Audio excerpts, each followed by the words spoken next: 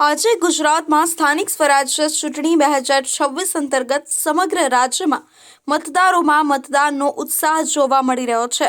લોકશાહીના પર્વમાં મતદારોમાં ભારે ઉમંગ છે, ત્યારે કેટલાક શહેરોમાં એક અનોખી અને પ્રેરણાદાયી તસવીર સામે આવી રહી છે।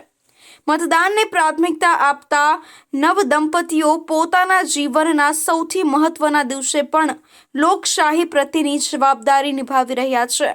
લગ્ન પહેલા જ વરવધુએ મતદાન કેન્દ્રે પહોંચી પોતાના મતાધિકારનો ઉપયોગ કર્યો છે। પરંપરાગત વસ્ત્રોમાં સજ્જ નવદંપતીઓ મતદાન મથકે પહોંચી મતદાન કરતા નજરે પડ્યા હતા, જે અન્ય મતદારો માટે પણ પ્રેરણારૂપ બન્યા છે। આ અનોખી પહેલથી સ્પષ્ટ થાય છે કે નવી પેઢી માત્ર પોતાના ભવિષ્ય માટે જ નહીં, પરંતુ રાજ્ય અને દેશના વિકાસ માટે પણ જાગૃત બની રહી છે। મતદાનનો ટકા વધારવા માટે આવી ઘટનાઓ મહત્વપૂર્ણ સાબિત થઈ રહી છે। ગુજરાતના વિવિધ શહેરોમાંથી આજે આવા અનેક દ્રશ્યો સામે આવ્યા છે, જેમાં વરવધુ પરંપરાગત વસ્ત્રોમાં સજ્જ થઈને પહેલા મતદાન કરવા પહોંચ્યા હતા અને બાદમાં લગ્ન વિધિ માટે ગયા હતા।